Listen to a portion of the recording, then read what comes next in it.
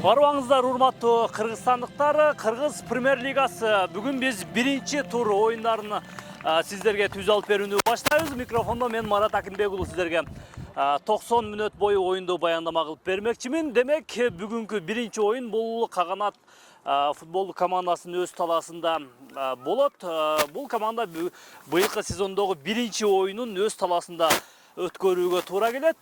Конокто бүгүн кызыл түстөгү Алга командасына кабыл алмакчы. Каганат сиздердин назарыңыздарда жашыл түстөгү форма менен оюнга чыгышты. Демек, мен эки команданын курамы менен четтен тааныштырып өтсөм болот. Демек, талай элери Каганат командасы төмөнкү курам менен бүгүнкү оюнга чыгышты.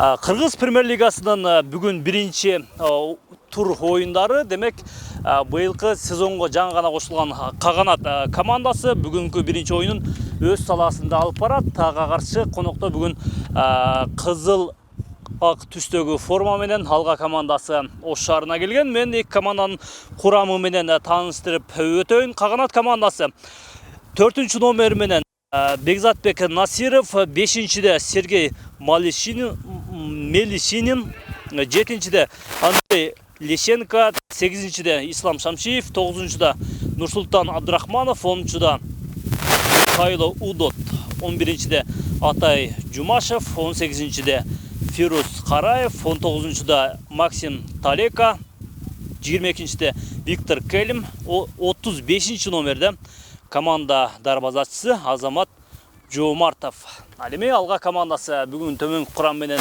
оюн алып, 4-чү номерде Вениамин Шумейков, Луис, 7-чү номер менен Анатолий Власичев, 8-де Азим Азаров, 10-да Семетей Данияров, 15-де Бейбарс Абдурахманов, 11-де Сүйүтбек Мамралиев, 27-де Мирбек Ахматалиев, 46-чы номер менен Темирлан Кеңешев, 16-да команда дарбазачысы Кыргызстандын улуттук курама командасынын дагы дарбазачысы болуп эсептелет Павел Матяш, 3-чүдө Айзар Ахматов. Демек, оюнга старт берилди. Азыр биринчи стандарттык абал бул коноктордун пайдасына жазылып олтурат. Демек, бул эки команда буга чейин тагыраак Алга командасы өткөн сезондо өзүнүн дараметин көргөн. Премьер-лигада 4-чү орунда 4-чү орун менен жыйынтыктаган болсо, ал эми Каганат командасы быйылкы сезонго биринчи ирет ойноп жатат. Бул команданын капитаны Ислам Шамшиев экендигин дагы белгилеп кетсек болот. Ислам Шамшиев буга чейин Дордой командасында ойноп жүргөн. Ал командада дагы капитандык милдетти аткарганын футбол сүйүүчүлөрү жакшы билет. Андан кийин өткөн сезондо Алайдын курамында ойнолуп барды. Быйылкы сезондо демек бул оюнчу Каганат командасынын капитаны болуп быйылкы сезонду өткөрөөрүн белгилей кетсек болот. Албетте, жайкы трансферде дагы бир топ курамдар өзгөрүшү мүмкүн. Ал учурда дагы кандай өзгөрүүлөр болгонун сиздерге жүрүшүндө кенен маалымат берип айтып өтөбүз. Эки команданын алмашууга чыкчу оюнчулары дагы аз эмес. Алга командасында Санжар Шаршеев, Нуртай Курмантай, Адил Кадыржанов, Бектур Талгат уулу, Темирболот Тапаев, Чыңгыз Субановтар алмашууга чыгып калышы мүмкүн. Бул эми башкы машыктыруучунун чечиминен көз каранды. Демек, дагы бир кезектеги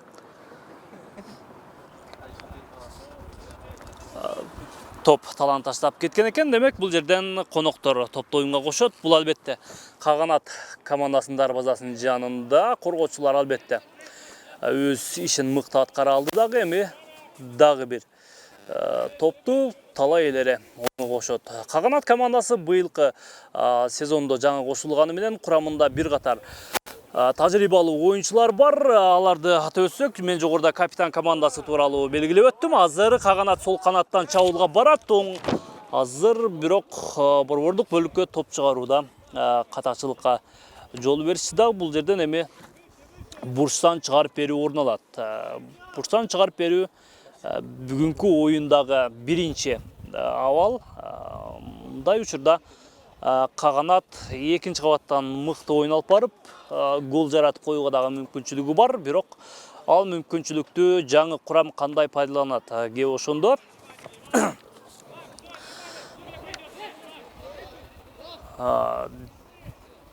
демек, ышкырык жаңырды жок, жер менен гана берилген экен. Бирок коргоочулар албетте өз милдетин так аткарып, топту коопсуз аймакка тээп жиберүүгө жетишти. Алга командасында дагы бир катар өзгөрүүлөр бар. Мисалы, Павел Матяш тажрыйбалуу дарбазачыны дал ушул команда өз курамына алып келген экен.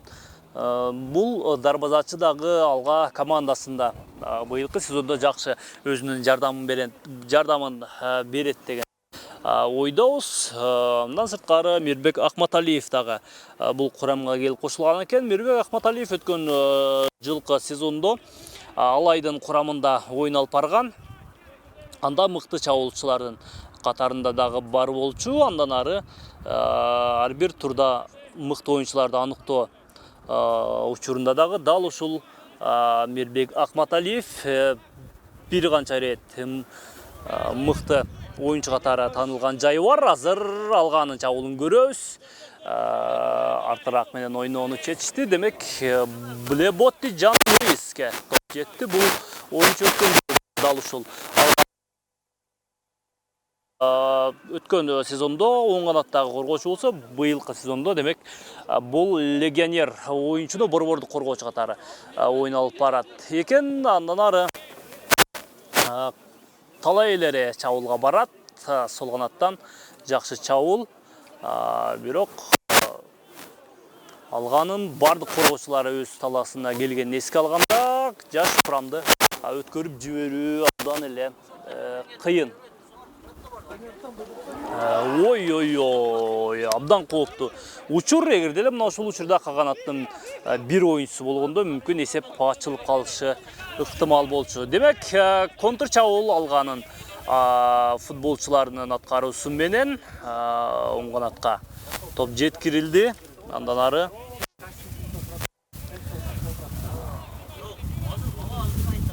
коргоочулар азыр түз эле оң канат менен чабуулга барууну деген болчу, бирок коргоочулар албетте өз ордунда. Каганат командасында өткөн жылдагы сезондо ойногон Нурсултан Абдырахманов, андан ары Виктор Кельм. Виктор Кельм өз кезегинде 2 жыл катары менен Алайдын курамында оюн алып барды. Алайдын курамында негизги чабуулчунун милдетин аткарып жүргөн. Ал учурда дагы мыкты оюн алып барган футбол сүйүүчүлөр жакшы билет. Азыр алганын борбордук бөлүктөн чабуулу. Андан ары оң канатка чыгарып берүү бар. Бирок бул жерде коргоочулар албетте өз милдетин так аткарышты дагы эми коопсуз аймакка тагыраагы мамтик чабуулга жеткирип кое калды. Эми Михаил Удот эмне кылат? Жок, топту алдырып жиберди. Андан ары Кайрадан ортоңку бөлүктөн топ жоготуу бар. Оң канатка топ жеткирилди. Эми Виктор Кельм борбордук бөлүккө чыгаргысы келген. Бирок ал ниети ишке ашкан жок.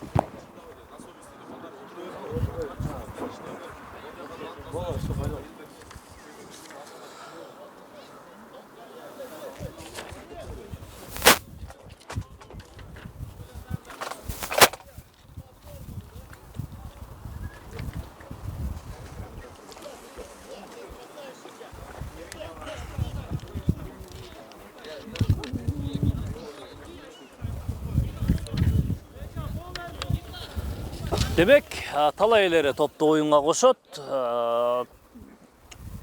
Буга чейин Каганат командасы дагы бир катар жолдоштук беттештерди даярдык иретинде өткөргөн, бирок расмий беттештерден мына бүгүн биринчи беттешти алып барууда. Биринчи атаандашы дагы жөнөгөй команда эмес. Алга командасы өз учурунда өлкө чемпиондугун утуп алган, андан ары кубокту дагы утуп жүргөн команда. Өткөн жылдагы сезондо мен жогоруда белгилеп өттүм, 3-чү орун, кечирсе 4-чү орунду калган болчу. Бирок Кыргызстан кубогунда жарым финалга чейин барган.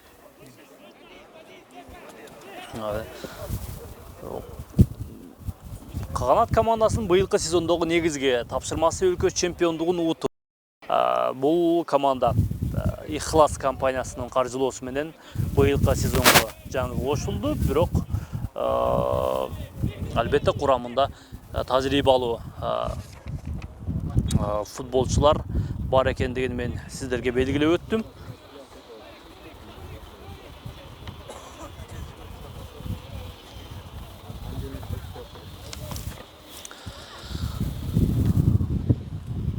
Бүгүнкү беттештин башкы калысы Дайыр Абдуллаев.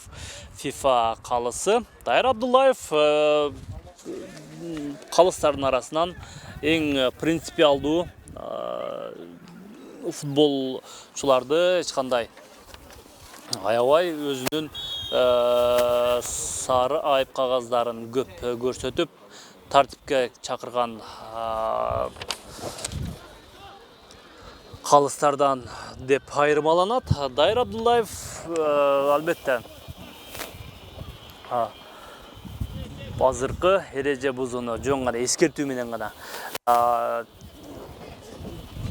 чектелди дагы. Эми кезектеги стандартка баал бул коноктордун пайдасына, тагыраагы Алга командасынын пайдасына. Азыр түз эле дарбазага дагы сокку жолдосо болот болчу, бирок калыс каралыктан топ чыгарып берүү ыңгайлуураак. Андан ары жакшы мүмкүнчүлүк бар.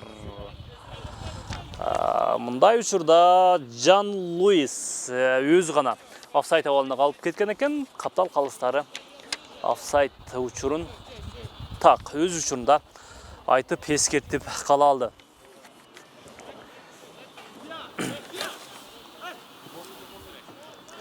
Азамат Жомартов коргоочулар түз эле ауылга топ жеткирген болчу, бирок бул жерде эреже бузуу бар албетте.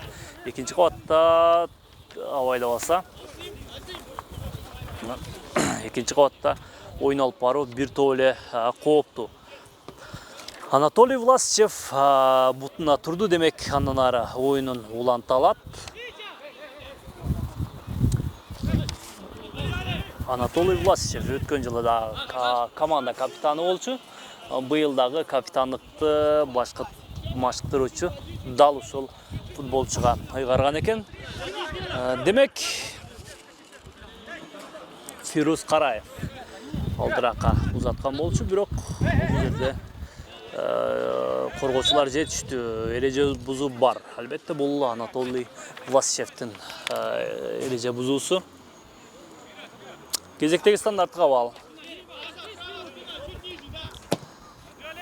Түз эле сол канатка Сергей Мелинишин. Эми борбордук бөлүккө чыгарышы керек. Жок. Бул жерде бурчтан чыгарып берүүнү орун алат. Бурчтан чыгарып берүү жагынан мына талай элери экинчи ирет мүмкүнчүлүктү пайдалануу алдында турат. Экинчи кабатка көтөрүлгөн топ бир топ эле бийик. Буга жетүү абдан эле кыйын. Демек, топ сактап кала алды. Абдан жакшы жазгырып өтүү. Ортоңку бөлүккө топ жеткирилди. Бирок бир чабуулчуга 3 коргоочу каршы чыгып, бул жерде топ тартып алып койго жетишти. Эми контр чабуул эмне болот? Эреже бузуу бар албетте. Бул эреже бузууну башкы калыс сары айып кагаз менен жазалоону туура көрдү. Мен жогоруда белгилеп өткөндөй, Дайыр Абдулдаев мындай эреже бузууларда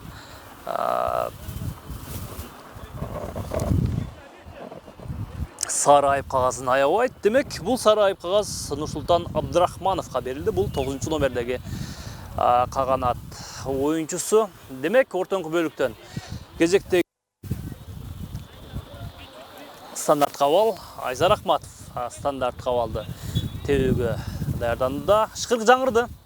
Айзар Ахматов экинчи кабатка топ көтөрдү дагы Жан Луиске түз эле көтөрүп берген экен, бирок ал жерде коргоочулар жетиштүү болчу. Дагы бир чыгарып берүү кимге? Дарексиз.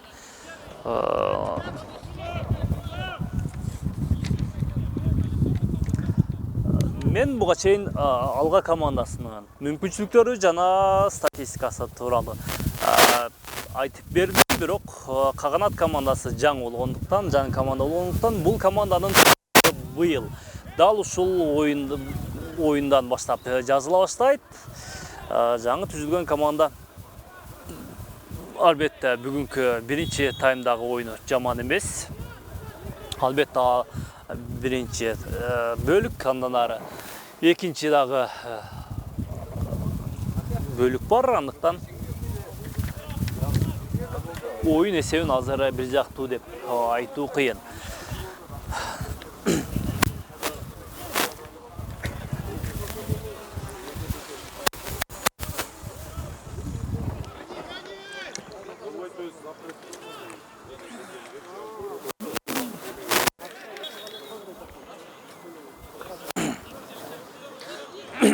Дагы бир эреже бузуу коноктор тарабынан эреже бузуу орун алды. Демек, кезектеги стандарт кабал белгиленди. Демек, Павел Матяштын дарбазасы үчүн мындай учур кооптуу, анткени бул стандарт кабал түз эле экинчи кабатка чыгарып берүү менен орун алат. Дагы Виктор Келимге топ жеткен болчу. Виктор Келим коргоочулар орой копол ойын алып барды. Кезектеги стандарт кабал эми Павел Матяштын дарбазасы үчүн абдан эле кооптуу, анткени жакын каралыктан дарбазага түз сокку жолдонуп калышы толук ыктымал. Мына ушул учурдан тажрыйбалуу оюнчулар бир топ эле ирет гол жаратып жүргөн. Андыктан көрөбүз. Демек, стандарт кабалды ким тебет? Ислам Шамшиев же Ферус Караев. Азыр эки оюнчу даярданып жаткан учуру тирүү дубал болуп, азыр коргоочулар өз жайында. Ислам Шамшиев чыгарып берүүнү орундаткан болчу, бирок Виктор Келим аны пайдалана алган жок.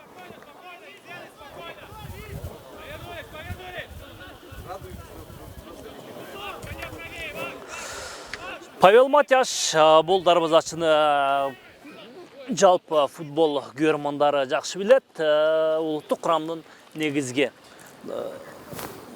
старт курам менен чыгып жүргөн дарбазачысы. Өз кезегинде бир катар башка мамлекеттерде дагы легионер катары оюн алып барып жүргөн. Буга чейинки тагыраагы өткөн жылдагы ойногон клубу Дордойдо оюн алып барып жүрдү. Быйыл эми алган курам менен азыр дарбазага сокку, биринчи кубаттуу сокку. Азыр бир топ эле кубаттуу сокку орун алган менен, бирок дарбазадан алда канча алыс кеткендигин биз көрдүк. Демек, Азамат Жомартов коргоочулар менен. Андан ары Феруз Караевка, Феруз түз эле чабуул бөлүгүнө. Ал жакта Виктор Келим бар болчу. Виктор Келим бою узун, мына минтип экинчи кабатта ойналып барууга абдан жөндөмдүү чабуучулардын бири. Андан ары Ислам Шамшиевке. Ислам Шамшиев эки коргоочун жазгырып өттү дагы, жакшы чыгарып берүү. Андан ары сол канатка. Сол канаттан бул Атай Жумашев эмне кылат? Артыраак менен. Андан ары экинчи кабатка топ көтөрүлдү. Бул топ түз эле аутка кеткендигин көрүүдөбүз.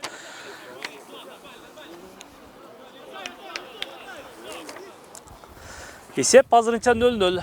Биз эки команданын тең оюнун бирдей абалда көрүүдөбүз. Азырынча эки команда тең мындай бир демилген колго алып, көрүнүктүү басым уюштура элек, бирок талай эси катары албетте каганат бир алга командасына караганда бир аз гана үстөмдүгү бар.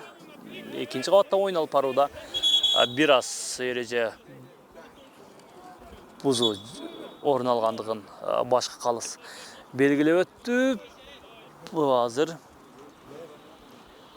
команда оюнчуларына эки оюнчуга тең түшүндүрүү иштерин жүргүзүп, эскертүүлөрүн берет дагы, андан соң оюнду улантат менимче. Анткени мына ушул бири-бирин түртүшүп кетүүдө бир аз бири-бирине бири-бирин тилдеп жиберди көрүнөт. Бул 5 номердеги Сергей Мелинишин каганат оюнчусу менен 11 номердеги Сүйүтбек Мамралиев болчу. Бул 11 номердеги алга командасынын чабуучусу. Андан ары оюн уланат.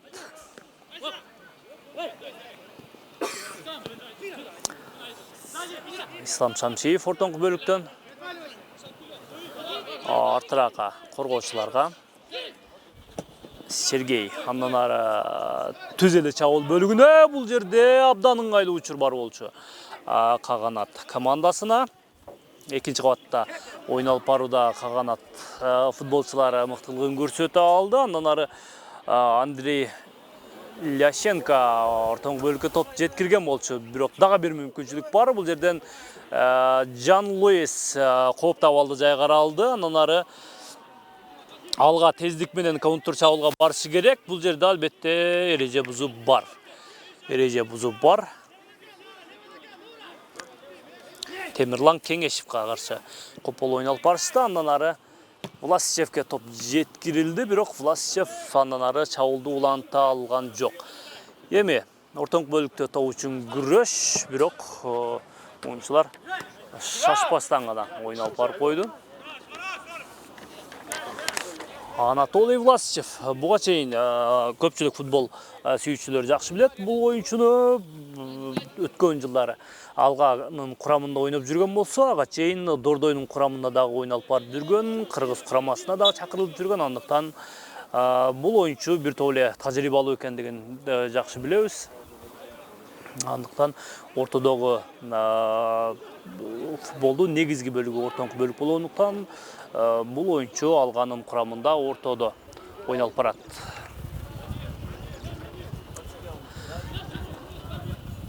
Оюнга кайта турган болсок, азыр каганат командасы оң канаттан чабуулга барган болчу, бирок коргоочулар албетте аз эмес бул жерде.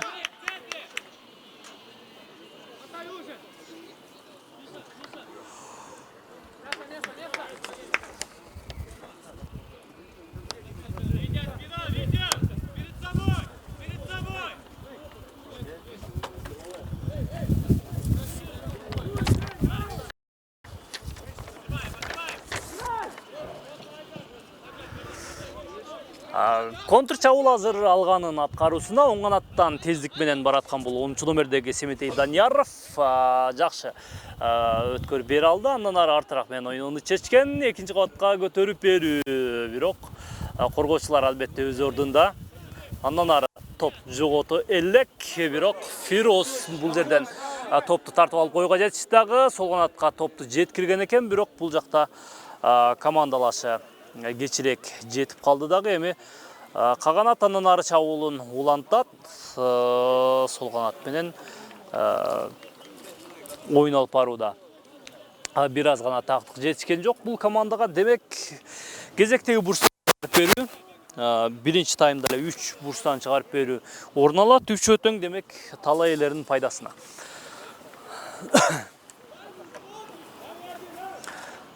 Экинчи кабатка көтөрүлгөн топ азыр коргоочулар албетте өз ордуна. Ислам Шамшиевдин тепкен тобу түз эле Павел Матяштын колуна барып тийди. Андай болбой эгерде эле бир аз четирекке сокку жолдонгондо, менимче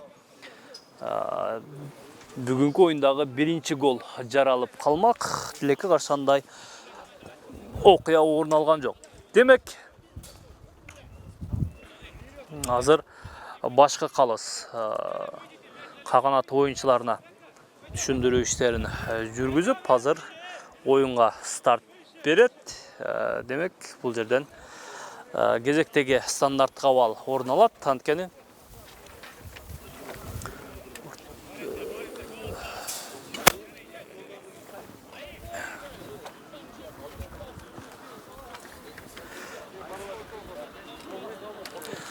Павел Матяш түз эле чабуулчуларга топту жеткирип кое калды. Анткени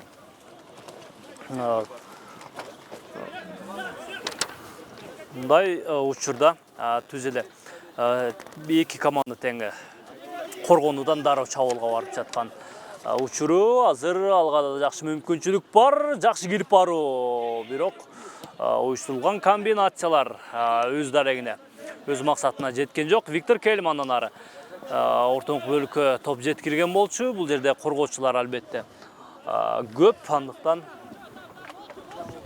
топту кайтарып коюуга жетишти. Каганат оюнчулары эми шашпастан гана оюн алып барышы керек болчу, бирок аутка тээп жиберүүгө аргасыз.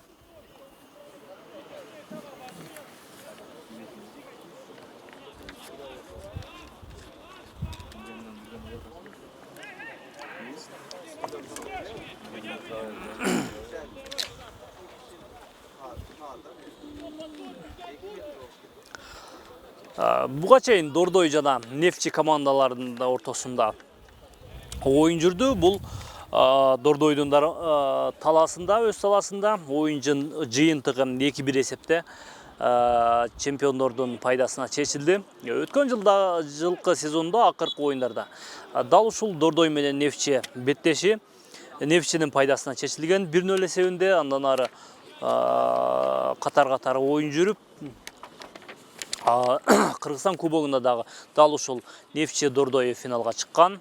Ал учурда дагы 1-0 эсепте Нефчи өткөн жылдагы кубок ээси болгон. Албетте, ал өткөн жылдагы статистика, быйыл курам башка, быйылкы сезон башка. Андыктан жыйынтыктар дагы башка чыгышы мүмкүн. Демек, кезектеги стандарттык абал Анатолий Власичев азыр стандарттык абалды тебет. Ышкырык жаңырды. Экинчи кабатка топ көтөрүлдү жана бул топ түз эле дарбазага орун алган экен. Азамат Жомартов топту өз кезегинде кармап кала алды.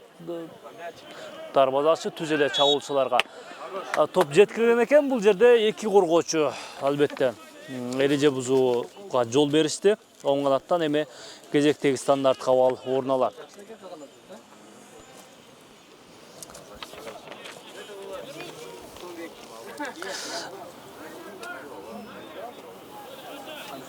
Кезектеги стандарттык абал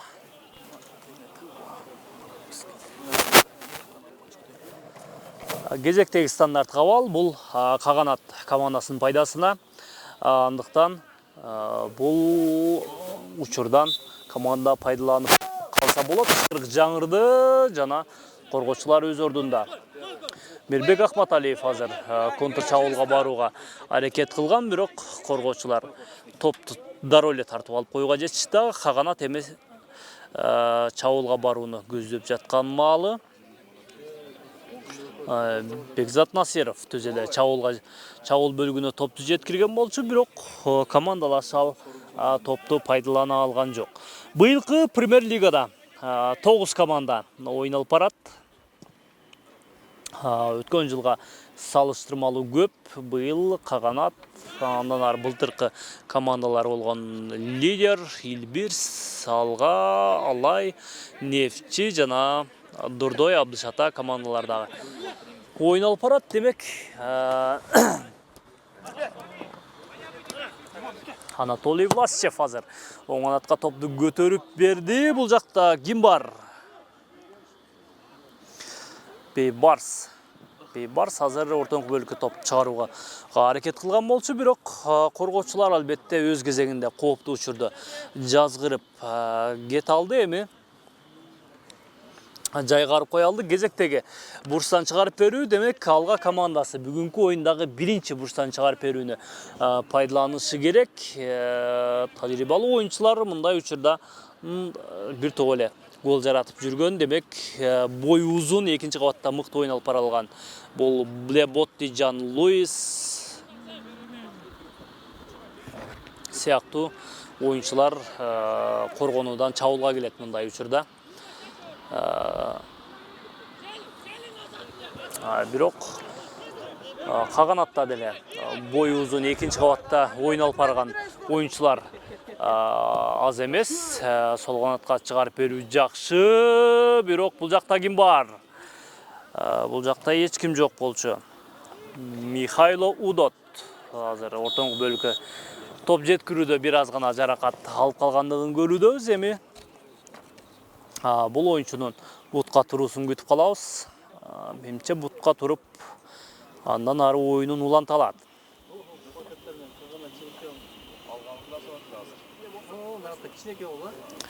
Эсеп болсо 0-0. Биз биринчи таймды өткөрүп баруудабыз. Демек, экинчи дагы 45 мүнөттүк бар. Биз ал оюнда дагы көбүн эсе мындай оюндарда экинчи бөлүктө оюн темп өзгөрөт, тактикалык жүрүштөр да өзгөрөт. Андыктан экинчи бөлүктө бир топ кызык оюн көрөбүз деген үмүттөмүн. Кезектеги стандарт кабал бул талай элердин пайдасына. Ышкырык жаңырды. Экинчи кабатка топ көтөрүлдү жана рикошет болуп азыр аутка кеткен экен. Кезектеги бурчтан чыгарып берүүнү азыр талай элери пайдаланышы керек. Бул топту бизге 7-нчи номурдагы Андрей Лещенко бурчтан чыгарып берүүнү жасайт. Легионер оюнчу. Бурчтан чыгарып берүү бар жана кооптуу, абдан кооптуу сокку. Эгер деле бул коргоочу аутка чыгарып жибергенде, бул жерде 3 Каганат чабуулчусу бар болчу. Дарбазага топ жолдоп коюшу мүмкүн. Андыктан мындай учурду жакшы карашы керек Алга оюнчулары. Дагы бир сокку, мына мынтип дарексиз кетип олтурат.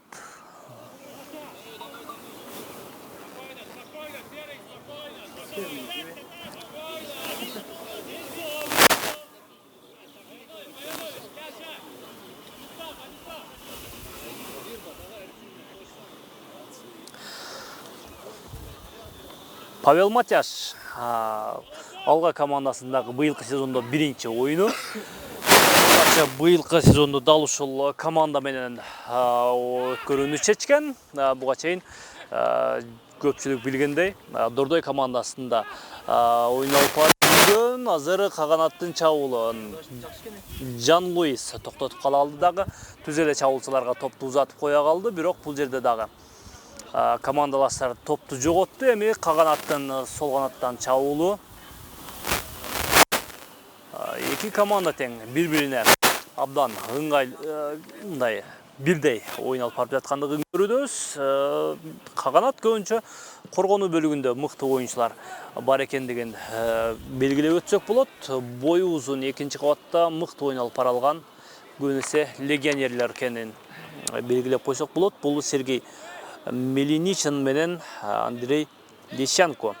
Бири 5-чи, бири 7-чи номурдагы оюнчулар. Албетте Коргонуу бөлүгүндө мына ушул эки оюнчу көзгө басардай көзгө толумдуу оюн алып барып жаткандыгын белгилеп койсок болот. Павел Матяштын борбордук бөлүккө чыгарып берген тобун талай эле аутка тээп жиберүүгө аргасыз болушту, бирок ортодо топ жоготуу бар, эми контр чабуулга каганат оюнчулары барышы керек. Ортоңку бөлүктө команда эмнегедир конокторго топту тарттырып жиберүүдө. Экинчи бөлүктө мына ушул жагдайды байкаш керек. Бул сокку абдан эле кооптуу, голго абдан жакын барган болчу, бирок Азамат Жомартов бүгүнкү оюндагы биринчи кооз сейфин жасай алды. Демек, Алга командасы бүгүнкү оюндагы экинчи бурчтан чыгарып берүүнү жасайт. Бул бурчтан чыгарып берүүнү бизге Семетей Данияров ишке ашырып бермекчи. Семетей Данияров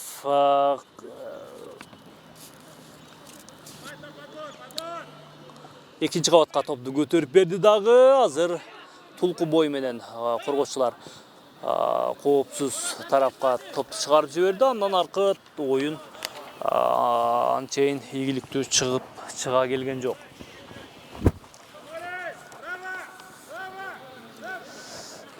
Ислам Шамшиев топ менен, андан ары коргоочулар менен ойноону чечкен. Коргоочулар түз эле чабуулга. Бул жерде ким бар? Жан Луис бар. Власичев ортоңку бөлүккө топ жеткирүүдө. Бул оюнчуга копол ойун алып барышты албетте.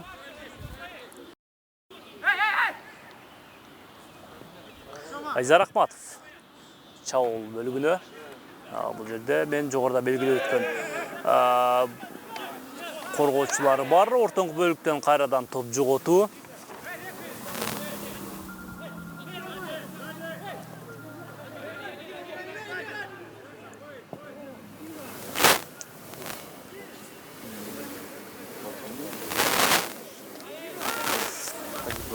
Каганат командасы өзүнүн талаасы жасалма газон, жасалма чөө экендигин эске алганда, эки командага тең тагыраак Алга командасына бир аз ыңгайсыздык жаратып жаткан учуру. Анткени көк майсанда бул тала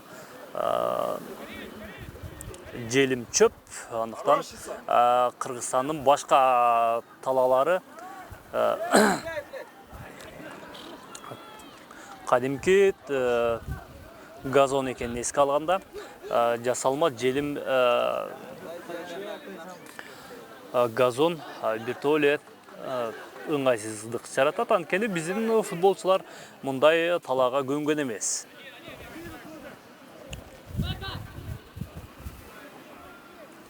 Бекзат Насиров артыраакка, Сергей Меленишин. Сергей азыр жакшы жазгырып өтө алды да, андан ары сол канатка. Бул жерден дагы бир жазгырып өтүү, дарбазага сокку. Павел Матяш азыр бош калган, ыңгайлуу турган командалаштарын издеп жаткан учуру. Матяш түз эле чабуул бөлүгүнө топту узатып кое калды дагы, бирок ортоңку бөлүктө топ үчүн күрөштө талай эле топ тартып алып коюуга жетишти, бирок топ узатууда катачылык бар.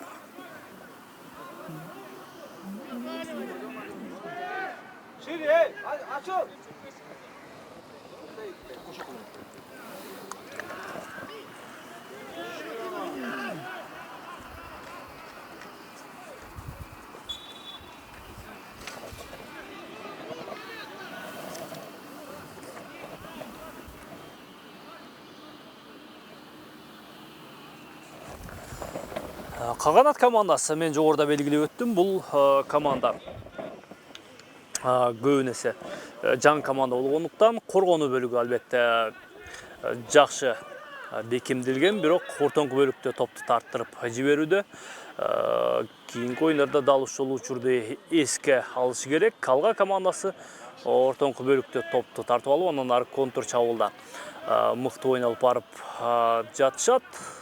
Демек, эки команданын тең башкы машыктыруучулары дал ушул жагдайларда көрүп, байкап турса керек. Демек, экинчи бөлүктө мындай учурду жакшы байкап, анализ жасап, андан ары өздөрүнүн кеп кеңештерин берет. Биз биринчи бөлүктүн негизги мүнөттөрүн өткөрүп болдук эми. Биринчи бөлүктүн бүтүшүнө да көп убакыт калган жок.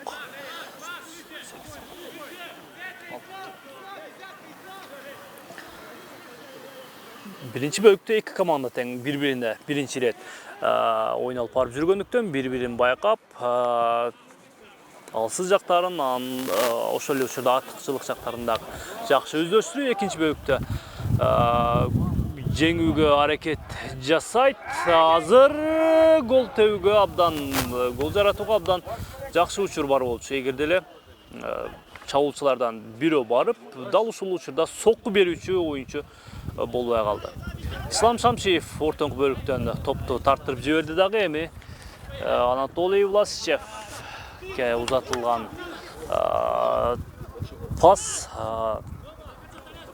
өз дарегине жетпей калды. Эми каганат оюнчулары тагыраагы Фирус Караев топту чыгарып берген болчу. Фирус Караев оң канатта ойын алып барып, ошол эле учурда чабуулга дагы өтүп жатат. Азыр алганын чабуулу ортоңку бөлүктөн жакшы чыгарып берүү, андан ары Ахматалиевди чалып жыгытышты дагы. Тездик менен контр чабуул уланып кете алган жок. Андан ары бирок эки команда тең тоо үчүн күрөштү. Дал ушул ортоңку бөлүктө катуу тирешип жатат.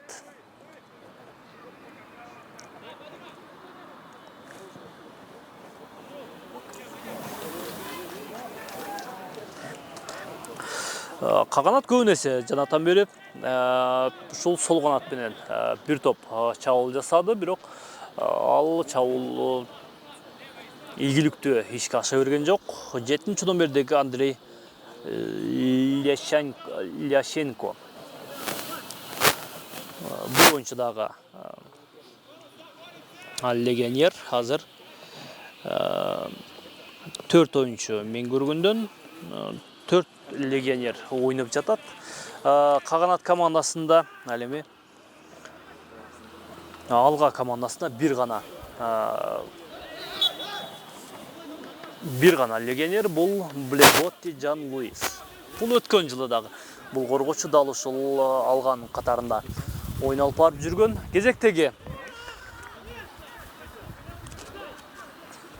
Кезектеги стандарт кабал азыр алганын пайдасына.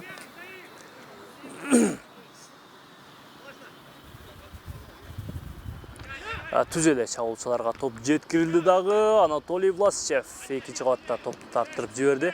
Андан ары Виктор Келим топко жетип бара алган жок. Бул жерде эреже бузуп бар албетте. Кыска аралыкта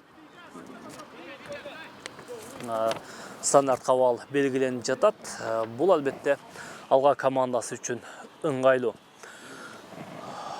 Демек, стандарт кабалды 10-чу номердеги Семетей Данияров ишке ашырат.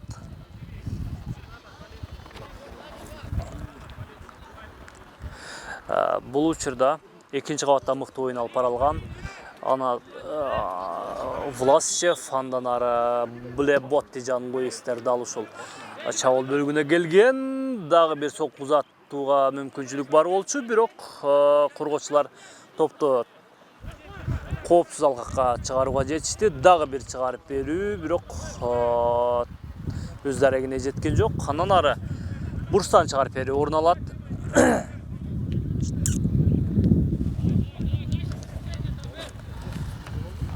Бурстан чыгарып берүүнү бизге 7-чи номердагы Анатолий Власичев ишке ашырып берет. Капитан команда, мен жогоруда белгилеп өттүм бул оюнчунун өзгөчөлүгүн. Капитан команда азыр бурчтан чыгарып берүүнү жасайт. Демек, экинчи кабатта мыкты оюн алып барылган бой узун оюнчулардын бардыгы дал ушул чабуулга келди дагы. Бул чыгарып берүүгө эч ким жеткен жок. Абдан эле бийик көтөрүлгөн топ түз эле аутка кетти дагы. Эми Каганат командасы оюнду башташ керек. Алга командасында дагы бир оюнчу бул Айзар Акматов. Айзар Акматов өткөн жылы Дордойдун курамында ойноп жүргөн, өзү ампуласы коргоочу, жаш оюнчу экенине карабай бир топ көзгө толумдуу оюн алып бара алат. Азыр экинчи кабатка көтөрүлгөн топ мына минтип дарбазага баш менен жолдонгон болчу. Сокку бирок бир аз кубаттуу чыкпай калды дагы. Семетей Данияров азыр бул жерде эреже бузуу орун алгандыгын башкы калыс белгилеп өттү. Ислам Шамшиев азыр команда капитаны.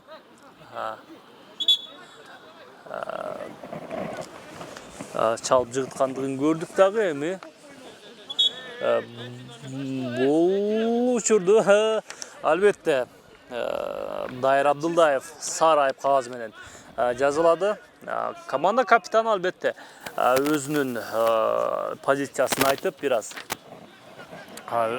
өзүнүн команданын таламын талашууга аракет кылган болчу. Бирок албетте мен белгилеп биринчи алгачкы мүнөттөрдө эле белгилеп өттүм.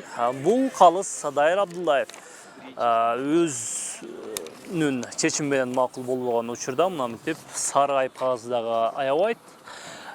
Мен жогоруда белгилеп өткөн Айзар Акматов азыр кезектеги стандарт кабалды ишке ашырат. Демек, ышкырык жаңырды. Айзар Акматов экинчи кабатка топту көтөрүп берди дагы. Бул жакта ким бар болчу?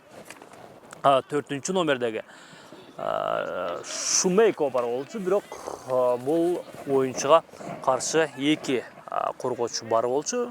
Мындай учурда эки коргоочудан өтүп кетүү абдан эле кыйын.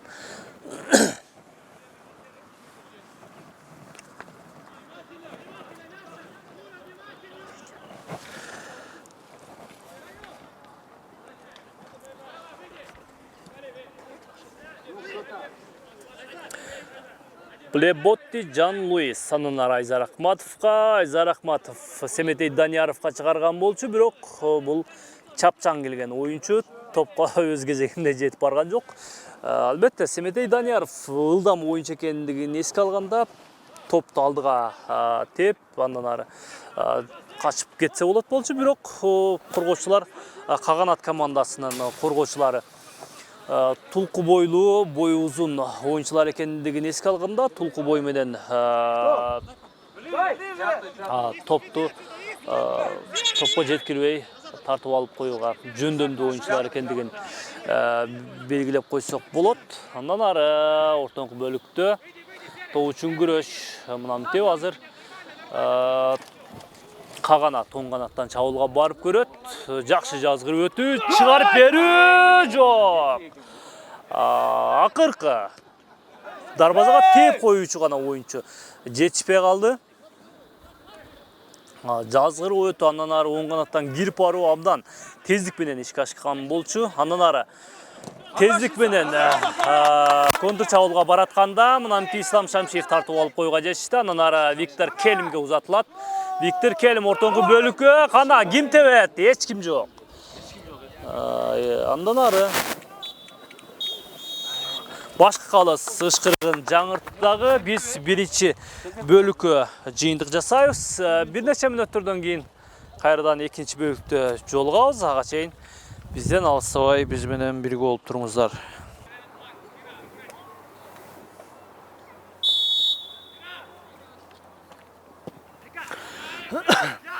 Демек, ышкырык жаңырып, биз экинчи таймга старт алган чагыбыз. Эсеп болсо 0-0. Биз Премьер лиганын биринчи тур оюндары. Демек, жаңы гана Премьер лигага кошулган Каганат жана алга командаларын беттешин көрүүдөбүз. Азырынча biz birinci bölükte жыйынтыктап, ikinci bölükü start aldık. Esep hazırınca 0-0. Sizlerin nazarınızda Alga komandası özünün daimki ак формасы менен oyun алып барууда. Ал эми Каганат жаңы команда бул сезонго жашыл түстөгү форма менен oyun алып барат. Демек, дароо эле экинчи таймдын башында эле биринчи бурчтан чыгарып берүү Алга командасынын пайдасына азыр команда жакшы мүмкүнчүлүк бар, бирок бул жерде сокку жок. Сокку эч ким кубаттуу сокку бере алган жок. Андыктан мындай кооптуу учурду команда пайдалана албай калды. Андан ары оң канаттан дагы чабууланат, бирок коргоочулар дале болсо топту тагыраагы Бекзатбек Насиров топту сырткарыга тээп жиберүүгө аргасыз болду. Анткени оң канаттан андан ары чабуул уланса, гол жаралып калуусу дагы мүмкүн болчу. Демек,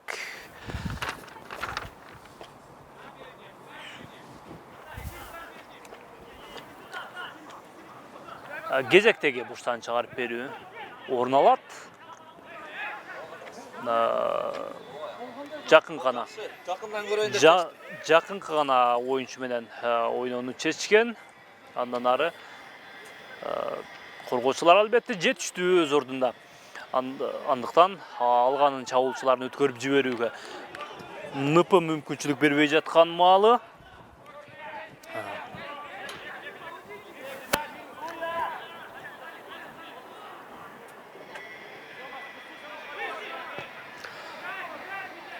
Сол канатка чыгарып берүү, ортоңку бөлүктөн сокку узатса болот болчу азыр.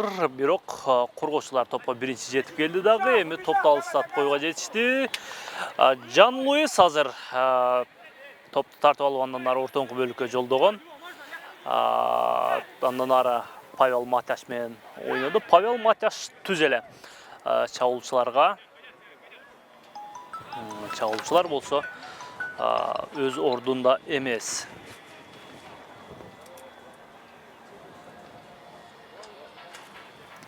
Мен мына ушундай учурдан пайдаланып эки команданын курамы менен сиздерди дагы бир ирет тааныштырып өтсөм туура болот. Демек, Алга командасы 4-чү номер менен Вениамин Шумейко, 5-чиде Блеботти Жан Луис, 7-чиде Анатолий Власичев, 8-чиде Азим Азаров, 10-чуда Семетей Данияров, 15-чиде Бейбарс Абдрахманов, 11-чиде Сүйүтбек Мамыралиев, 27-чиде Мирбек Ахматалиев, андан ары 46-чыда Темирлан Кеңешев, 16-чыда команда дарбазачысы Павел Матяш, 3-чүдө Айзар Ахматов. Эки командада тең азырынча алмашы орун ала элек. Демек, Каганат командасы төмөнкү курам менен oyun алып барып жатат.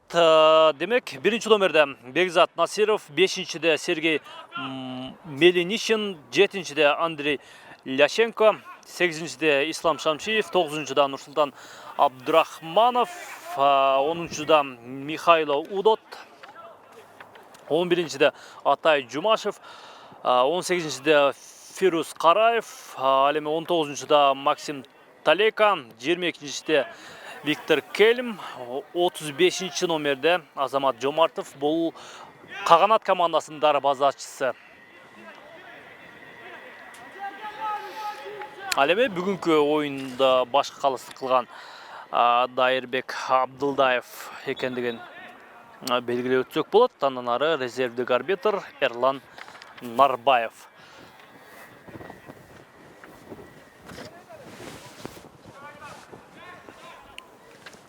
Эсеп азырынча 0-0. Биз Премьер Лиганын 1-чи турун баштадык. Бүгүн 1-чи турда Алга командасы жаңы гана түзүлгөн Каганатка каршы оюн алып барууда.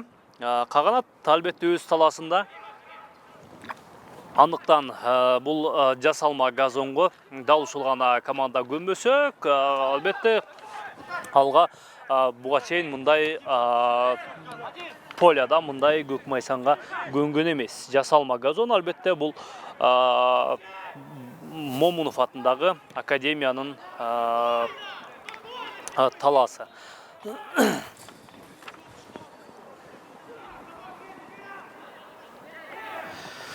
Екінші бөлікті әлбетте алға командасы үстемдігін байқатып, әлбетте талай елеріне басым өткөріп жатат. Анткени әлбетте мен бұл команданың мүмкіншіліктерін бірінші бөлікте белгілеп өткөндөй, тажрыйбалуу команда быйылкы сезонда бир катар тажрыйбалуу оюнчуларды өз катарына кошуп, андан ары дагы алга командасы күчтөнгөн экен. Демек команда дал ушул күчүн биринчи турда кандай көрсөтөт, албетте сиздер менен биргеликте көрө жатарбыз. Базарынча алга командасы гол жарат элек каганаттагы өзүнүн тиешелүү каршылыгын көрсөтүп жатат. Бирок азыр экинчи кабатка топ көтөрүлдү жана бул жерден абдан ыңгайлуу учур бар болчу. Экинчи кабаттан ойун алып барууга, андан ары контр чабуул алганын оюнчулар тарабынан ортоңку бөлүккө топ жеткирилди. Бирок бул жакта ким бар? Эч ким жок. Андыктан коргоочулар шашпастан гана ойун алып барса болот. Сол канат менен чабуул уланып жатат. Бул Сүйтбек Мамыралиев экинчи кабатка топду көтөрүп берген экен. Бирок кечиресиздер, бул Жумаев болчу. Андан ары бурсан чыгарып берүү каганат командасынын пайдасына.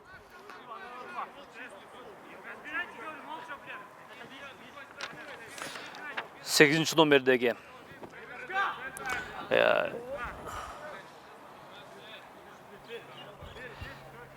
оюнчу бул азыр топту чыгарып берди. Кайсыл жака? Жок, аутка кеткен экен. Демек шашпастан гана кечиресиздер, 9 номердеги Нурсултан Абдрахманов экен бул. Павел Матяш шашпаса деле болот, анткени азыр командалаштар өз ордуна бара элек. Андыктан тажрыйбалуу дарбазачы Намтеп 11 номердеги командалашы Сүйтбек Мамыралиевке жеткирген болчу. Бирок Мамыралиев өз кезегинде топко ээлик кыла алган жок. Демек дале болсо топ алга оюнчуларында. Андыктан бул ыңгайлуу учурду да команда кандай пайдаланат, албетте кеп ошондо. Азыр бул учур каганаттын дарбазасынын жанында болгондуктан талай элер үчүн кооптуу учур дегенге болот. Контр чабуул азыр талай элер тарабынан уланат.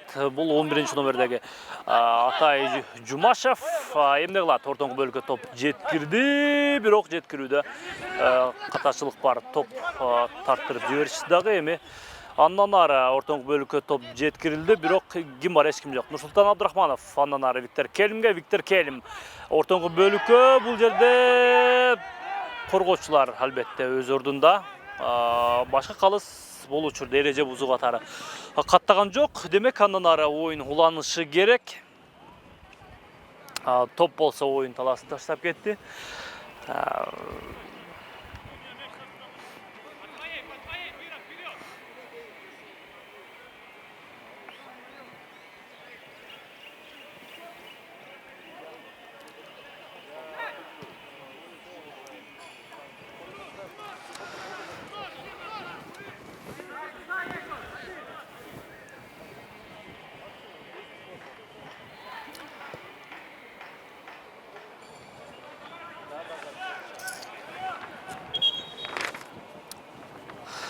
Каганат командасы быйылкы сезондо кыргыз футболуна биринчи ирет аралашып жаткан, кошулуп жаткан команда болсо, алга буга чейин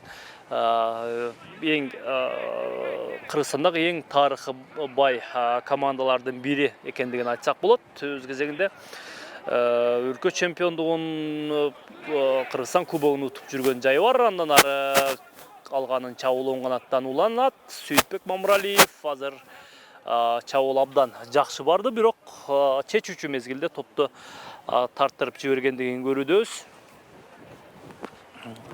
Өткөн жылкы сезондо алга командасы 4-орунда калган. Андан ары Кыргызстан кубогунда жарым финалдык оюндарга чейин жетип келгендигин биз жакшы билебиз.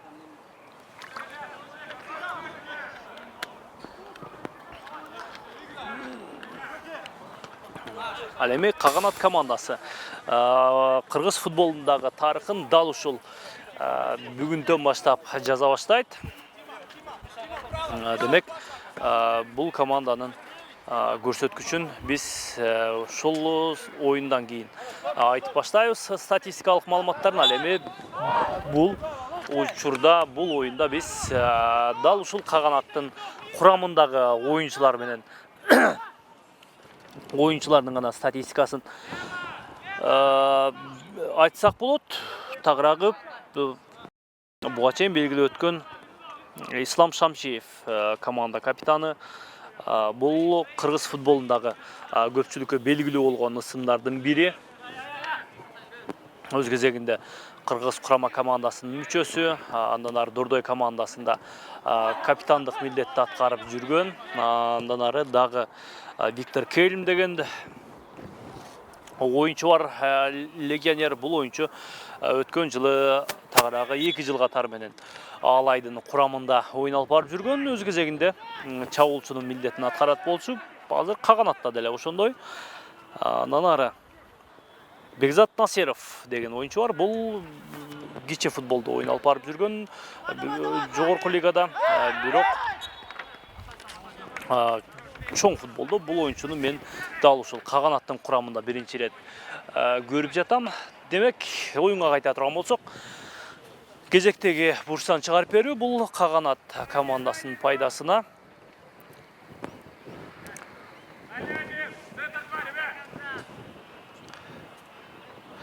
Атай Жумашев азыр бурчтан чыгарып берүүнү ишке ашырат. Жер менен чыгарды дагы Виктор Кельм бул топту өткөрүп жиберген болчу. Арттан эч ким сокку берүүгө эч ким жетишке жок.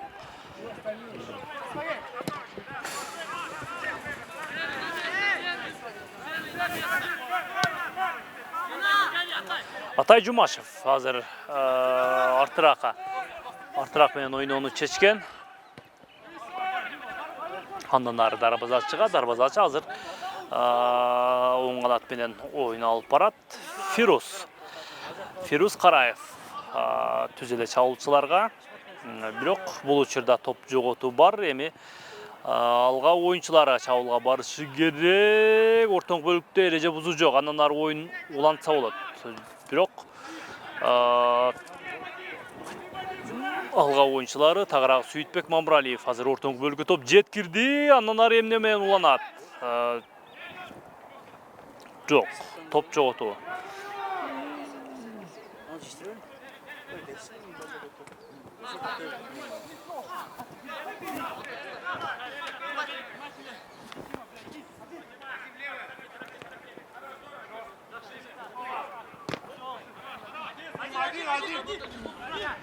Ортоң бөлүктө топ үчүн күрөш жакшы жазгырып өтүү. Ислам Шамшиев азыр топту дароо кабыл алып, Атай Жумашевка жеткирип берди. Атай Жумашев эмне кылат? Жакшы жазгырып өтүү, ортоңку бөлүккө жеткириши керек. Бирок бул топ түз эле Павел Матяштын колуна барып тийди дагы. Павел Матяш шашпай азыр сол канаттагы коргоочулар менен оюн алып барууну чечкен. Андан ары ортоңку бөлүккө, бирок топ жеткирүүдө катачылык орун алды дагы. Эми талай эле чабуулун улантышы керек.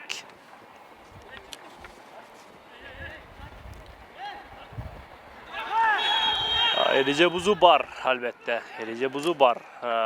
Бул Блеботти Жан Луис. Жок. Блеботти Жан Луис 5 номердеги легионер оюнчу азыр ортоңку бөлүктө топ үчүн күрөштө бутунан жаракат алып калгандыгын көрүүбүз. Демек, бутуна турду. Андан ары оюнун уланта алат. Кезектеги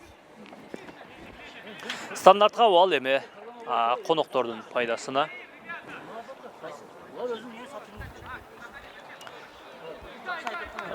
Дайыр Абдуллаев Каганат капитан командасына тағырағы Ислам Шамшиевке тиешелүү түшүндүрүү иштерин жүргүзүп, эскертүүлөрүн берип, андан ары оюнду улантууга уруксат берди. Ышкырык жаңырды, демек андан ары оюн уланат.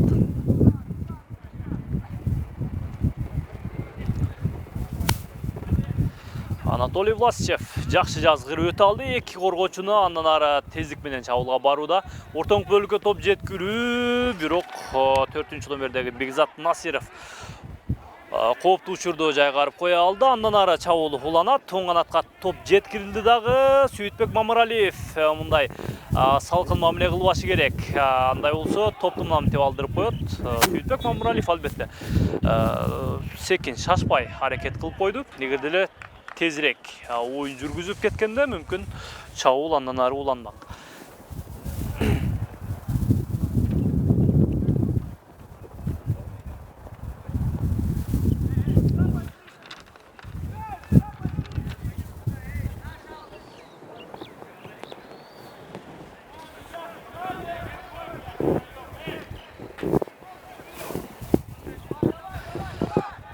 Азыр оюн талаасында Каганаттын бир оюнчусу Фирус Караев жаракат алып калган экен. Демек Фирус Караев бутуна турду дагы, андан ары оюнун улантылат. Фирус Караев дагы легионер оюнчулардын бири. Ышкырык жаңырды, демек топту оюнга кошту. Андан ары чабуул уланабы жок. Албетте бул Каганаттын коргонуу бөлүгү мыкты экендиги мен биринчи бөлүктө белгилеп өттүм. Дал ушул коргонуу бөлүгүндө бир катар легионер оюнчулар, тагыраагы Сергей Мелинишин, Андрей Яшенко бар экендигин белгилеп өттүм. Азыр абдан кубаттуу сокку орун алды, бирок бул сокку дагы тактамай чыга берген жок. Мирбек Акматалиев тарабынан узатылды. Мирбек Акматалиев бул оюнчу тууралуу мен биринчи бөлүктө дагы сиздерге учкай маалымат берип өткөн болчумун. Мирбек Акматалиев буга чейин дал ушул Алга командасында, андан ары Алай командасында дагы ойноп, бир катар тагыраагы мыкты чабуулчулардын катарында болчу. Быйыл кайрадан Алга клубуна келген экен. Бул тажрыйбалуу чабуулчулардын бири. Каганат оюнчулары, тагыраагы коргоочулары дал ушул Мирбек Акматалиевти дагы көз жазымында калтырбашы керек. Эгерде эле кичинекей кайдыгерирээк мамиле кылган болсо, Мирбек Акматалиев азыркыдай кубаттуу соккуларды жолдоп гол жаратып коюшу толук ыктымал. Демек ортодогу тагыраагы 4-чү номердеги Винамин Шумейко деген бул коргоочу азыр бутуна турду дагы, андан ары оюнун уланта алат. Демек Азамат Жомартов топту оюнга кошуш керек. Каганаттар базачысы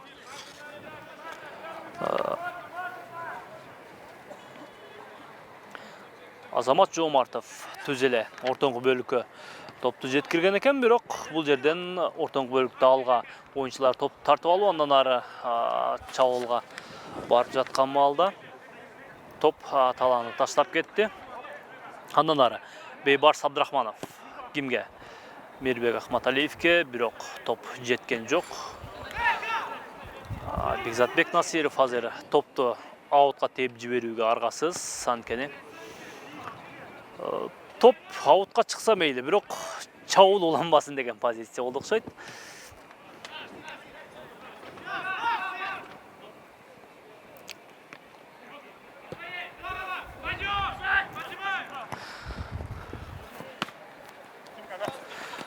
Тай Жумашев топту аутка жеткирбей кармап калууга жетишти, бирок коргоочулар албетте Темирлан Кеңешев аутка тээп жиберүүгө аргасыз болду.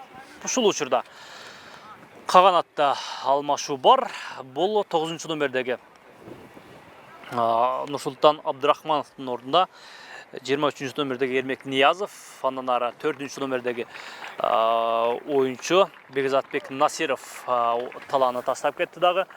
Анын ордына мен азыр алыс қаралықтан номерін көріп қалдым.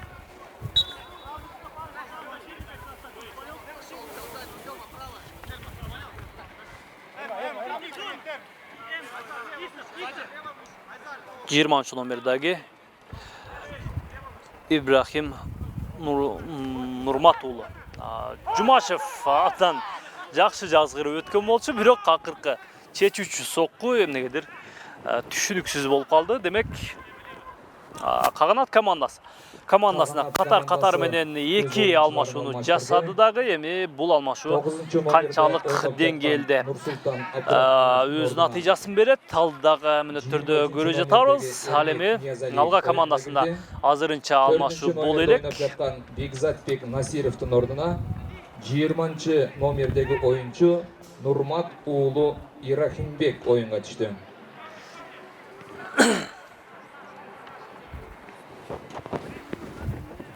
Азырынча 2 команда тең дээрлик бирдей ойналып барып жатат десек болот. Анткени экинчи бөлүктө коноктор бир аз басым уюштуруп, чабуулда көбүрөөк ойногону болбосо, биринчи тайм бирдей өттү. Албетте, бул учурда эреже бузуу бар. Леботти Жан Луис мындай кыска аралыктан кооптуу ойноого болбошун жакшы билет, бирок коргонууда эмнеге гана оорубайт оюнчулар. Виктор Кельм азыр бир коргоочуну жазгырып өттү дагы, алыс каралыктан сокку түзеле. Павел Матяштын колуна барып тийди. Павел Матяш азыр кимге? Сол канаттагы коргоочулар менен, тагыраагы Айзар Акматов менен ойналып барат. Айзар Акматов ортоңку бөлүккө топ жеткирген болчу, бирок ортоңку бөлүктөн жакшы ойналып барып, андан ары Сүйүтбек Мамыралиевке топ жеткирилди. Сүйүтбек Мамыралиев ортоңку бөлүк менен оюнун алып барат, бирок топ жеткирүүдө командалаштар бири-бирине түшүнбөй калышты.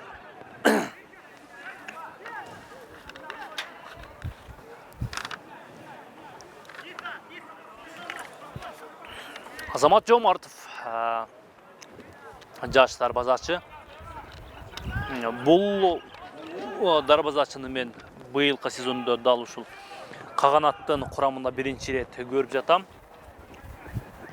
Демек, бул жаш дарбазачы дагы азырынча жаза баса элек. Буга чейинки бир кооптуу делген соккуну кайтарып, мыкты сейф көрсөтө алды.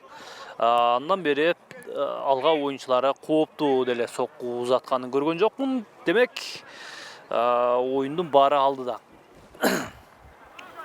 Виктор Кельм азыр ортоңку бөлүккө топ жеткирет. Бул жакта ким бар? Ой,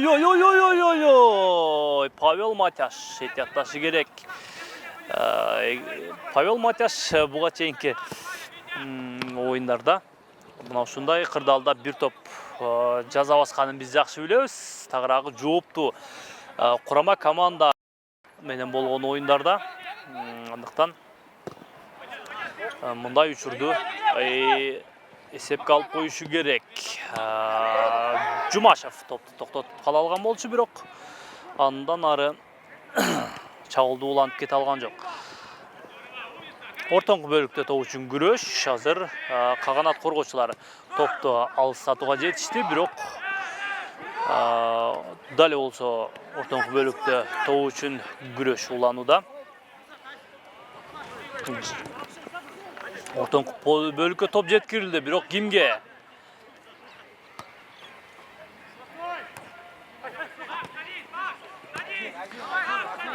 Жумашев алдырака, андан ары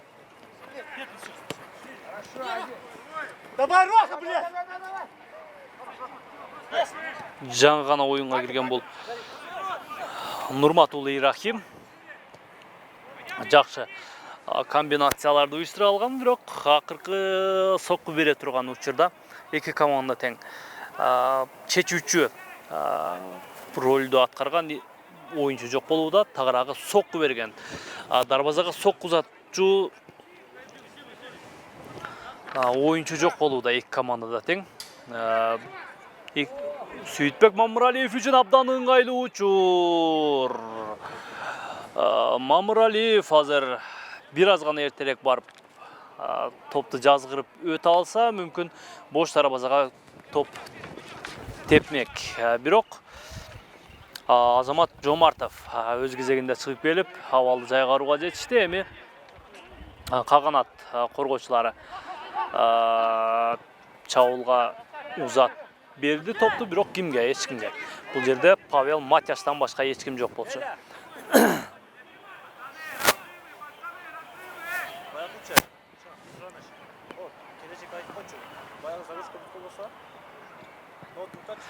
Айзар Ахматов алдыга тагыраагы чабуулчуларга топту узатууну көздөгөн, бирок ал ниети ишке ашкан жок. Эми Ислам Шамшиев ортоңку бөлүктөн чабуулга барат. Кимге?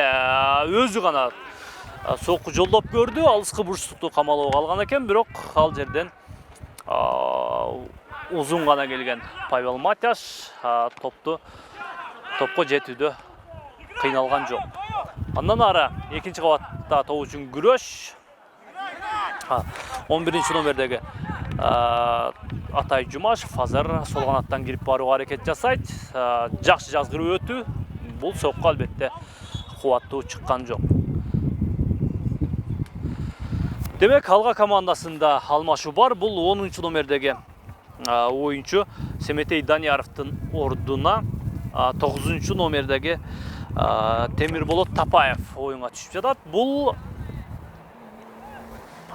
алга командасынын бүгүнкү оюндагы биринчи алмашуусу. Демек, буга чейин bundan кийин дагы 2 алмашуу жасоого мүмкүнчүлүгү бар. Ал эми каганат командасынын алмашуу жагынан буга чейин катар менен 2 алмашуу жасай алды дагы. Бул командада азырынча бир гана алмашуу жасоого мүмкүнчүлүгү бар. Süйтбек Мамыралиев ал учурда жаракат алып калган экен. Дарыгерлердин жардамына муктаж. Азыр команданын дарыгери тиешелүү медициналык жардамын берип жаткан учуру. Андыктан Мамыралиев азыр бутка туруп, андан ары оюнун улантат деген үмүттөбүз.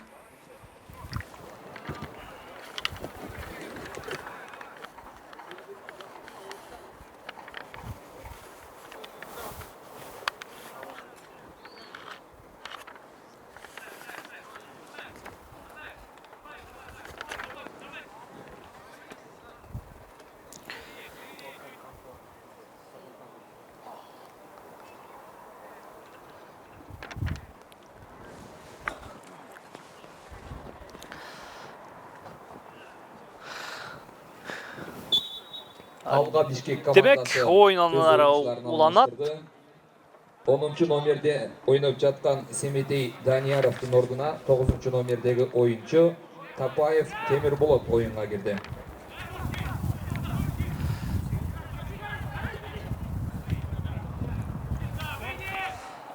Каганаттын чабуулу ортоңку бөлүктөн андан ары топ өткөн жок, бирок топту жоготкон жок команда. Виктор Келим жазгырып өтүүдө жазабастыдагы Власичевке топту тартырып жиберди. Андан ары тездик менен чабуул уланат. Мына ушул учурда эреже бузуу орун алгандыгын башкы калыс Дайырбек Абдуллаев белгиледи дагы. Эми кезектеги стандарт кабалды белгилеп жаткан маалы бул учур алганын пайдасына. Анатолий Власичев азыр кезектеги стандарт кабалды ишке ашырат. Бул учурда коргонууда турган Вениамин Шумейко, Блеботу Жан Луис өңдө бою узун. Экинчи кабатта мыкты оюн алып баралган оюнчулардын бардыгы чабуул бөлүгүнө өтүп, азыр экинчи кабатта өзүнүн мүмкүнчүлүгүн сынап көрөт. Ал учурда Бейбарс Абдрахманов дагы бар. Топ чыгарылды жана бир коргоочуга тийип андан ары соң канатка өткөн. Коргоочулар өз ордунда, андан ары ортоңку бөлүккө жеткирилген топ кайрадан алган оюнчулардан барып тийүүдө. Süйтбек Мамыралиев ортоңку бөлүккө топ жеткирди, бирок коргоочулар каганат командасынын коргонуу бөлүгү албетте мен биринчи бөлүктө белгилеп өттүм. Бир топ тажрыйбалуу оюнчулардан куралган экен. Бул төрттүк азырынча топты өткөрүлек. Ой, Анатолий Власичевден кезектеги кубаттуу сокку, бирок Азамат Жомартов кезектеги экинчи кол сейфин жасап, команданы куткарып кала алды. Демек, андан ары каганат чабуулга барат Виктор Келимден. Блеботти Жан Луис топту тартып алды дагы командалаштарына узаткан болчу, бирок ким бар? Ортоңку бөлүктө эч ким жок. Алга командасы чабуулга экинчи бөлүктө көбүрөөк чыгууда, бирок чечүүчү, гол тебүүчү оюнчулар азырынча бул командада чыга элек. Каганат эми тездик менен чабуулга даярданууда. Виктор Келим алыс каралыктан соккусу, бирок бир топ эле бийик. Павел Матяш мындай топторго убара болуунун кереги жок. Эми шашпастан гана оюнун андан ары улантса болот. Конокто тең чыгуу деле алга үчүн жаман көрсөткүч эмес. Андыктан бул команда шашпай оюн алып барууга деле негиз бар. Бирок каганат командасы жаңы жигердүү команда экендигин эске алганда, бул тең чууга макул эмес экендигин биз жакшы билебиз. Анткени буга чейин тагыраагы сезон башында команда өзүнүн дымагын ачык билдирип, быйылкы сезондо өлкө чемпиондугуна негизги талапкер болоорун белгилешкен. Бирок албетте оюн башканы көрсөтөт эмеспи. Быйылкы курамдагы жылдан жылга кыргыз футболундагы өдүгүп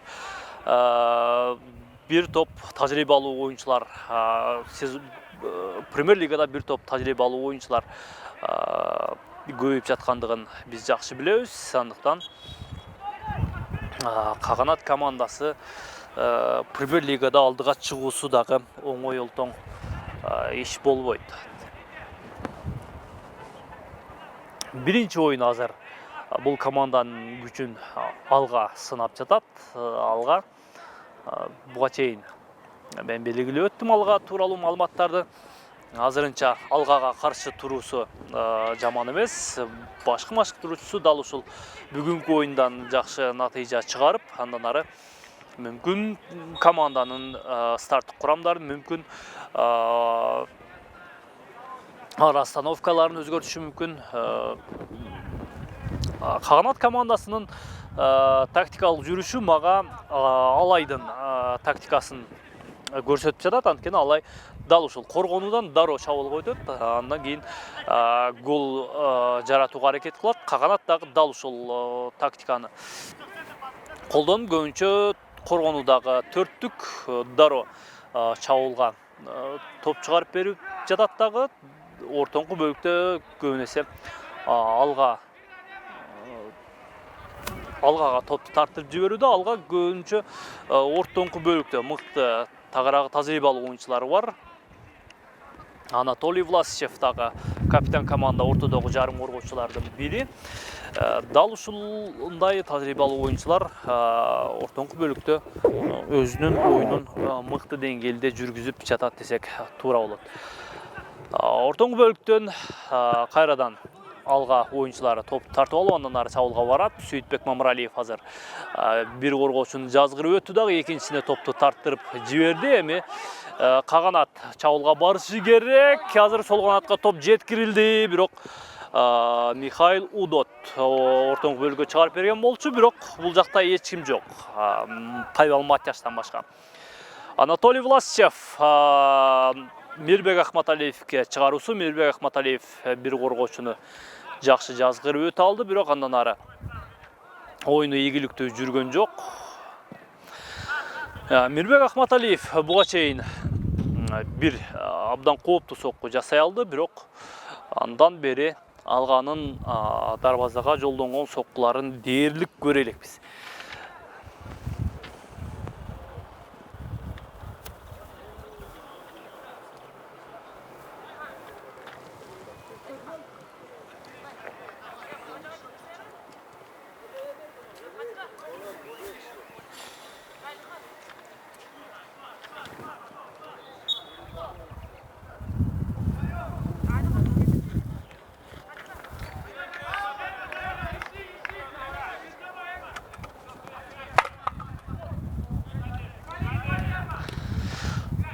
Ортоңку бөлүккө чыгарып берүү бар, бирок эч ким жок. Анатолий Власчев азыр Ахматалиевке, андан ары ортоңку бөлүккө бул жерде эмне болду? Эмне болду? Колуна тийип кетти. Мен алыс каралыктан мындай тез учурда көрбөй калдым. Жок, башка калыс колуна тийди деп айткан жок. Демек, бурчтан чыгарып берүү орун алат.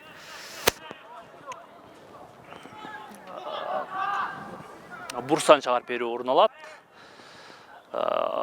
Жакшы жазгырып өтүү. Сөйтбек Мамыралиев азыр эмнегедир топту экинчи кабатка көтөрүп берген жок. Командалаштары бардыгы экинчи кабаттан күтүп турган.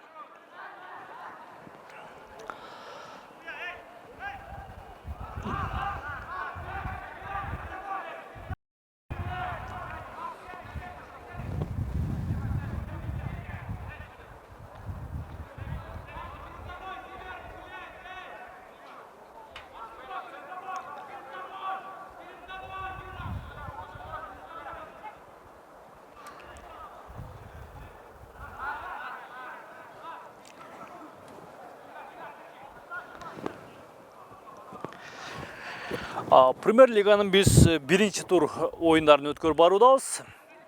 Демек, сезон аягына чейин биз дагы далай өзгөрүүлөрдү көрүшүбүз мүмкүн. Тагыраагы курамдык өзгөрүүлөр. Буга чейин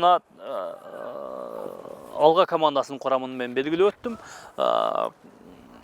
Алга командасында Дордойдо ойноп жүргөн Айзар Акматов, Павел Матяш, андан ары Алайда ойноп жүргөн Мирбек Ахматалиевтер дал ушул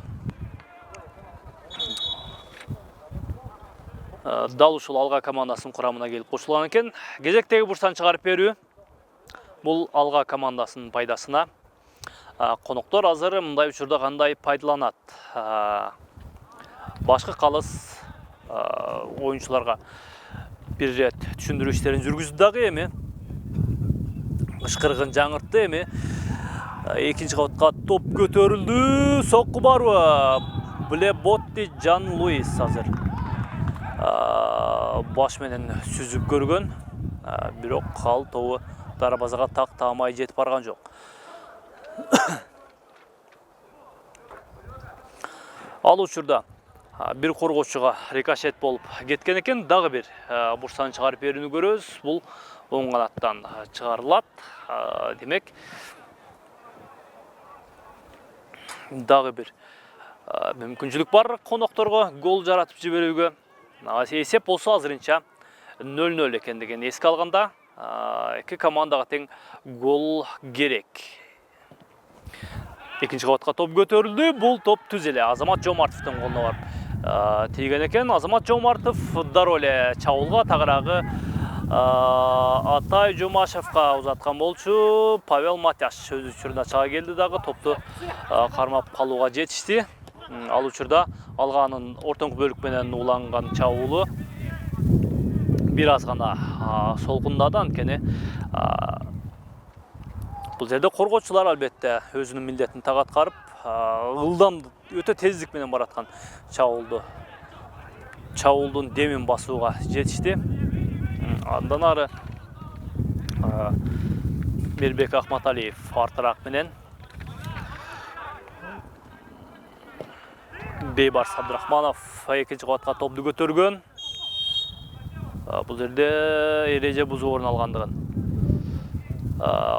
Дайырбек Абдылдаев белгилеп өттү дагы эми. Дарбазачы Азамат Жомартов топту оюнга кошот.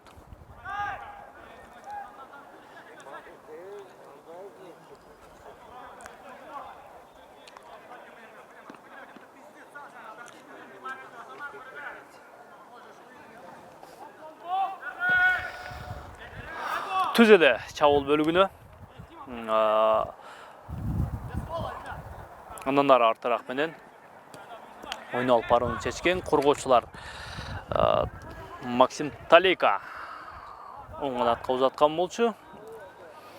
Албетте убакыт өткөн сайын эки команданын тиреши курчуп бараткан учуру. Анткени убакыт деген убакыт чыкылдап өз өкімін сүрген сайын командалар гол жаратуға шашып жатқан учуру. 11 номердегі 11 номердегі ойынчы Атай Жумашев жақсы жазғырып өт алған, бирок кемнегедир бул учурда акыркы соккуну бир толе бийик тээп жиберген экен.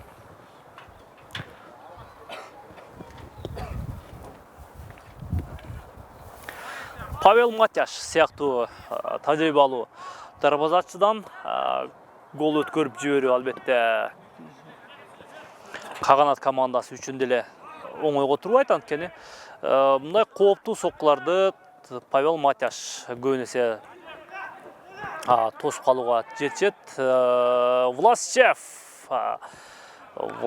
Анатолий Власчев жакшы жазгырып өтө алган болчу, бирок акыркы сокку берүүчү учурда коргоочулар, эки коргоочу келип топту тептирбей кооптуу учурду жайгарууга жетишти дагы. Эми аут орун алган экен.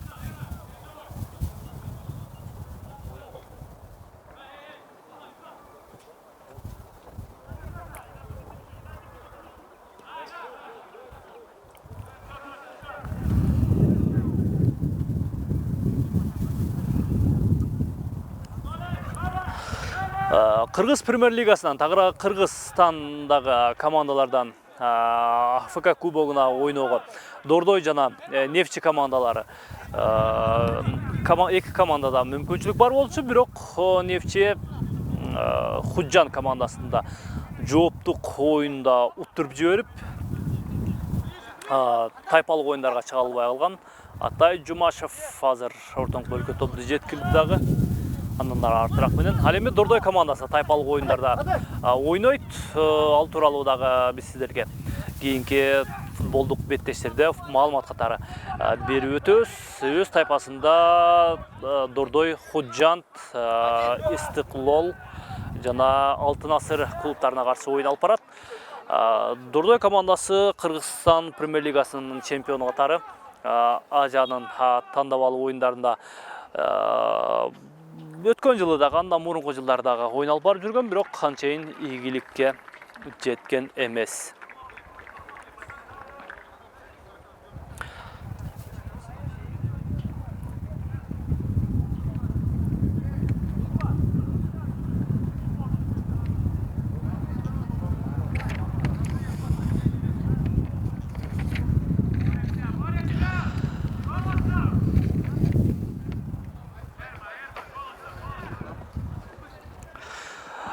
Демек, Каганат 3-чү алмашуусундагы жасады. Бул 7-чү номердеги Андрей Ляшенконун ордуна 14-чү номердеги Тохир Маладустов оюнга кирген экен.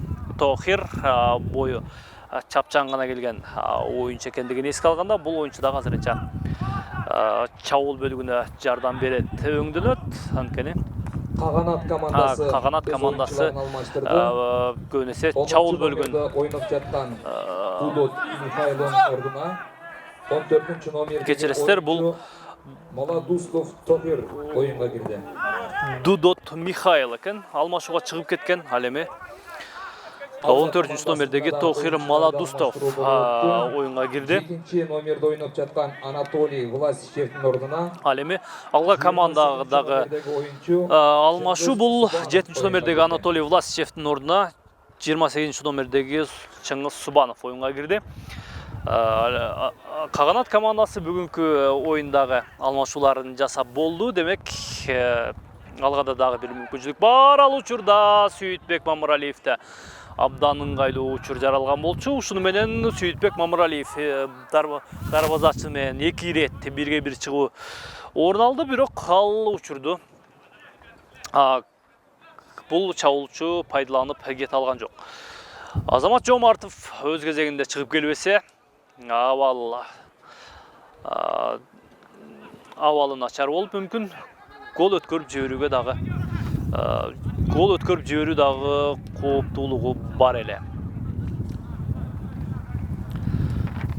Анатолий Власичев команда капитандыгын Айзар Ахматовқа таштап кеткен екен. Айзар Ахматов мен бұға чейин белгилеп өттім. Бұл ойыншы Қырғыз құрама командасындағы мүшесі болған. Өткен жылғы сезонда Дордой командасының құрамында негізгі қорғаушылардың бiri қатары ойын алып барып жүрген. Ал эми быйыл сол қанаттағы Алға командасының сол қанаттағы қорғаушылық милдетін дал ушул жаш Айзар Ахматов атқаруда. Екінші бөлікте бұл ойыншы азыр капитандық милдет атқарат.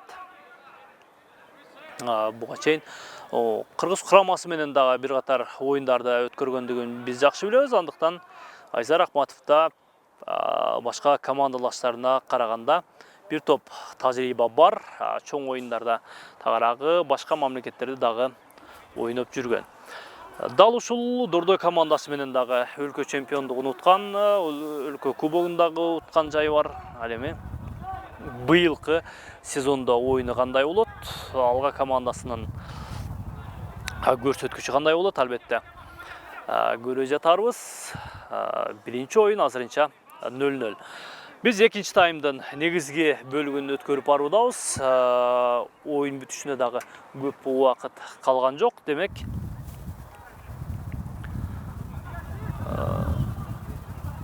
азырынча эсеп 0-0 экендигин эске алганда командалар дээрлик бирдей эле oyun алып барууда. Экинчи бөлүктө албетте коноктор бир катар oyunун жакшыртып, чабуул бөлүгүн мыктылаган экен.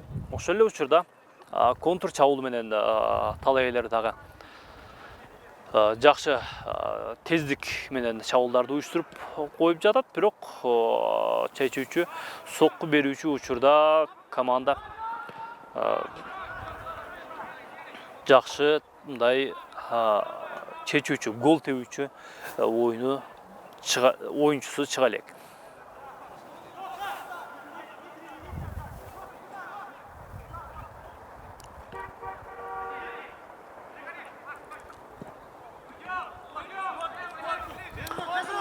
Сол канаттан азыр алганын коргоочусу бул Чыңгыз Субанов. Топту аутка тээп жибербесе Атай Жумашев мүмкүн чабуулун андан ары улантпак. Бирок Чыңгыз Субановдон башка айламалы калган эмес. Чыңгыз Субанов өткөн жылкы сезондо Алайдын курамында ойун алып барып жүргөн. Быйыл эми Алганын курамына келген экен. Мыкты жаш коргоочулардын бири. Жаштар арасындагы курама командасындагы мүчөсү. Өтө тездик менен чабуулга өтөгө жөндөмдүү оюнчулардын бири. Алга командасы бул оюнчуну алган менен албетте жаңылып десек болот. Дагы бир эреже бузуу орун алгандыгын Дайырбек Абдуллаев белгиледи дагы. Эми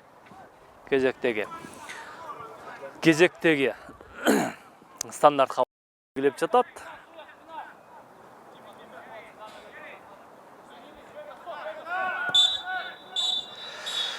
Демек, башка калыстын ышкырыгы менен биз бүгүнкү оюнга жыйынтык жасайбыз. Эсеп болсо 0-0. Эки командага тең. Кийинки оюндарына ийгилик каалайбыз дагы. Мен сиздер менен коштошом. Кийинки оюндарда жолугушканча сак саламатта туруңуздар.